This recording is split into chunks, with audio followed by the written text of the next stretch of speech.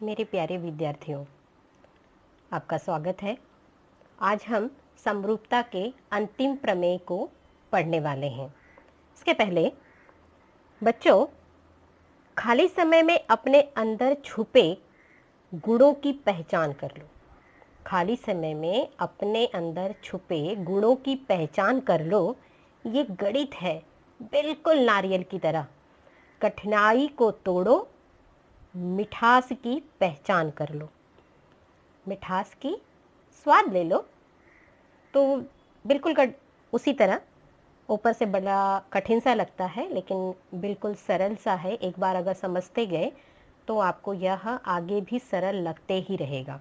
तो आगे बढ़ते हैं और समरूपता के अंतिम प्रमेय, समरूप त्रिभुजों के क्षेत्रफलों का प्रमेय पढ़ते हैं। प्रमेय है, दो समरूप त्रिभुजों के क्षेत्रफलों का अनुपात उनकी संगत भुजाओं के वर्गों के अनुपात के बराबर होती है। दो समरूप त्रिभुज के क्षेत्रफलों का अनुपात, दो समरूप त्रिभुज है और उन ये दिया है, दो समरूप त्रिभुज ये ही दिया है, दत्त है। उसके आगे क्या कहता है? उनके क्षेत्रफलों का अनुपात उनकी संगत भुजाओं के वर्गों के अनुपात के बराबर होता है। ये आपका साध्य है। सर्वप्रथम आकृति, जैसे मैंने पहले भी कई बार कहा है कि आपको आकृति पहले सर्वप्रथम बना लेनी है, क्योंकि उन्हीं को देखकर आपकी उपपत्ति आगे बढ़ने वाली है। अभी तो ये आकृतियां छोटी हैं, बाद में जैसे वृत्त है, समरूप और आगे के चैप्टर्स में आकृतियां बड़ी होंगी, और आप कोशिश करिएगा कि आकृतियां बड़ी ही बड़ी बनाएं और फिर आगे बढ़ते जाएं।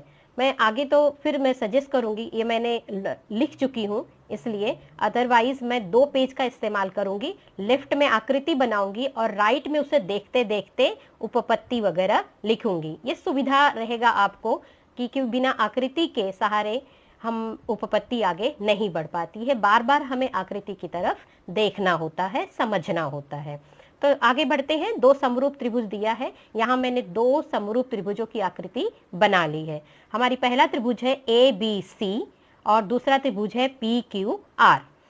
दत्त क्या दिया है? त्रिभुज ABC समरूप त्रिभुज PQR, और AD लंब है BC पर, PS लंब है QR पर। ये हमारी रचना भी हो सकती है, या हमने उस पर रचना के तहत बना लिया है, और इस पर इतना आपको दी गई है, इतनी जानकारी दी गई है। AD लंब है, PS लंब है QR पर, और ABC समरूप त्रिभुज PQR।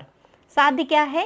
तो दोनों त्रिभुजों के क्षेत्रफलों का अनुपात उनके संगत भुजा, संगत कितनी भुजाएं? उनकी 3 संगत भुजाएं। AB की संगत भुजा PQ, AC की संगत भुजा PR और BC की संगत भुजा QR, उनके वर्गों के अनुपात के बराबर होता है। तो प्रत्येक, चाहे अगर आपको एक ही भुजा पता हो तो भी हम उनके त्रिभुजों के क्षेत्रफलों का अनुपात ज्ञात कर सकते हैं। कोई भी एक भुजा, 3 भुजा है, 3 भुजा में से कोई भी एक भुजा हमें ज्ञात है तो हम इस सूत्र का उपयोग करके सवाल हल कर सकते हैं। तो बच्चों, यही इंपॉर्टेंट है कि अगर हम प्रमेय समझे रहेंगे तो आगे के कई सवालों को हम अच्छी तरह से हल कर पाएंगे। तो आगे बढ़ते हैं इसकी उपपत्ति के लिए। क्योंकि क्षेत्रफल से संबंधी सवाल है तो हमें क्षेत्रफल का सूत्र लिखना होगा। तो हम लिखते हैं, पहला अपनी पहले पॉइंट्स पे आते हैं। एरिया ऑफ त्रिभुज ABC बटे एरिया ऑफ त्रिभुज PQR बराबर, क्योंकि ये समरूप त्रिभुज है इसलिए इनके क्षेत्रफलों का अनुपात उनके संगत आधार गुणे ऊंचाई के अनुपात में होगा। संगत आधार गुणे ऊंचाई। त्रिभुज ABC का आधार BC और ऊंचाई AD, त्रिभुज PQR का आधार QR और ऊंचाई PS, जैसे कि हम आकृति में देख रहे हैं। अब इसे हम पहला पॉइंट लिखकर आगे बढ़ेंगे। हम देखते हैं यहाँ पर, पहले हम आकृति की सहायता से इसे थोड़ा सा समझ लेते हैं कि आखिर में हमें करना क्या है। तो पहले आकृति से भली बात हम अच्छी तरह से समझ लेते हैं। जब हम इस पर लंब डाल रहे हैं दोनों त्रिभुज पर, तब यह त्रिभुज एक मुख्य त्रिभुज हो जाती है और 2 छोटे छोटे समकोण त्रिभुज बनते हैं। तो हमें क्या करना है कि आगे इन समकोण त्रिभुज को पहला समकोण त्रिभुज ABD और इसका पहला त्रिभुज PQS को समरूप सिद्ध करना होगा। और जब समरूप सिद्ध करेंगे तब इनके जो मुख्य भुजा है उन्हीं का अनुपात को ध्यान में रखकर हम भुजाओं का अनुपात लिखेंगे।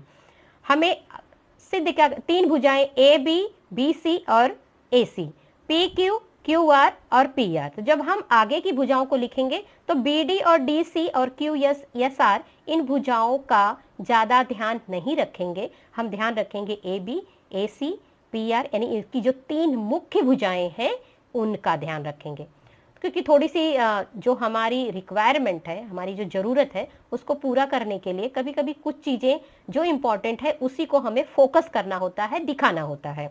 तो आगे बढ़ते हैं। हमें क्या करना है, पहला त्रिभुज इसके पहले त्रिभुज से समरूप करना है।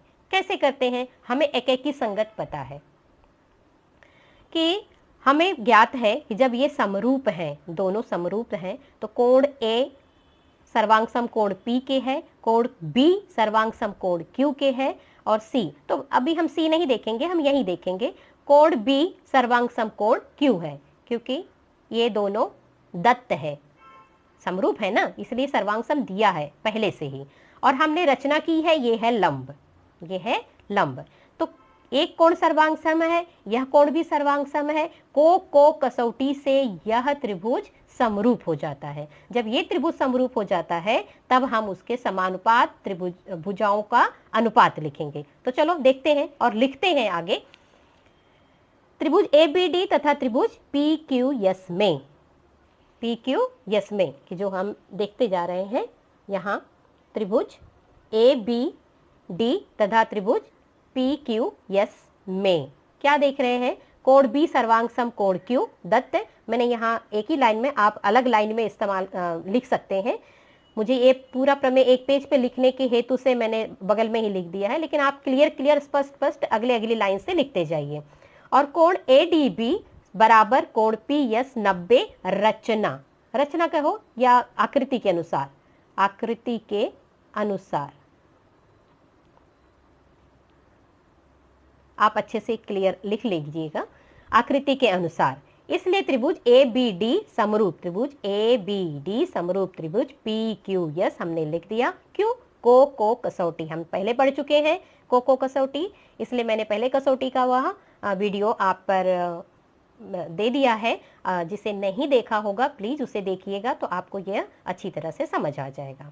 तो अब ABD समरूप, जब बच्चों हम कोई समरूप त्रिभुज समरूपता दिखा देते हैं तो उनके अनुपात को लिखते हैं, भुजाओं के अनुपात को। तो कैसे लिखते हैं, पहला AB बटे PQ, पहले शुरू के AB बटे PQ, दूसरा BD बटे QS और तीसरा AD बटे PS।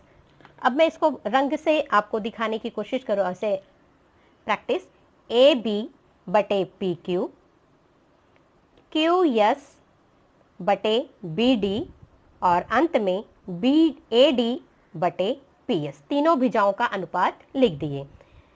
ये हो गया हमारा कथन नंबर 2।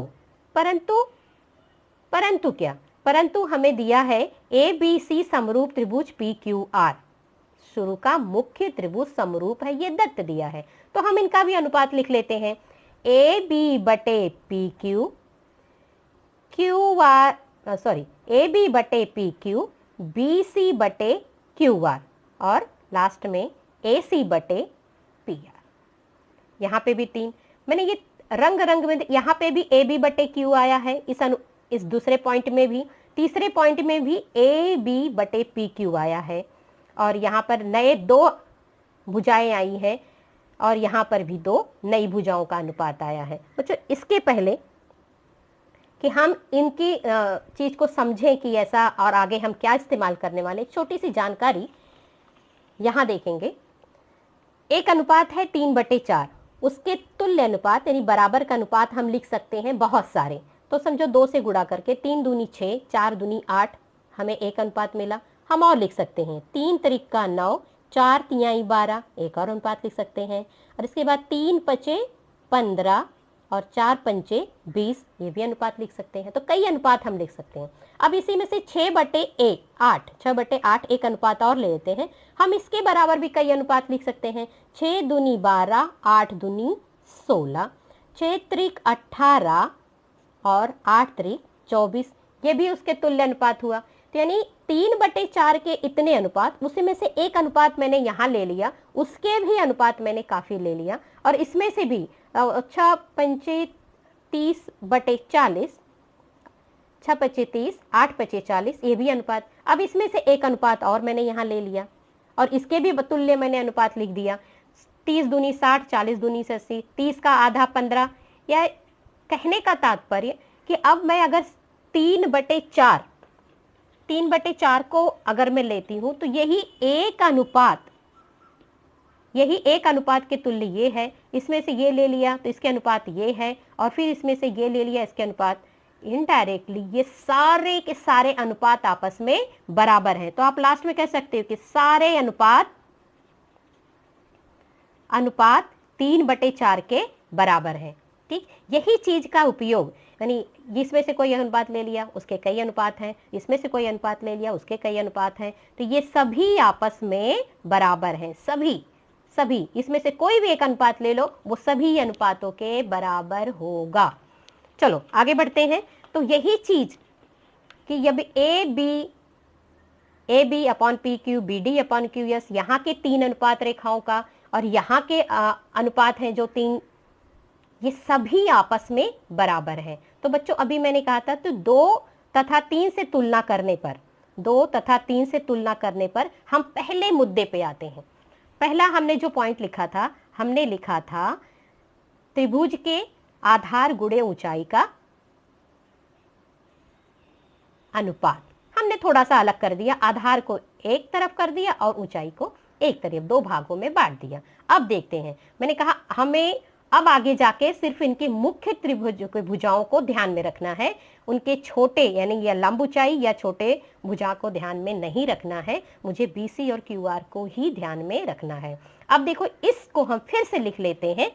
फिर से हमने उस पॉइंट को लिख लिया है, इसलिए एरिया ऑफ त्रिभुज ABC बटे एरिया ऑफ त्रिभुज PQR बराबर BC upon QR AD upon PS, जो हमने पहले पॉइंट में लिखा था वही हमने लिख दिया। अब BC अपॉन QR, अब यहां ध्यान देने वाली बात है AD अपॉन PS।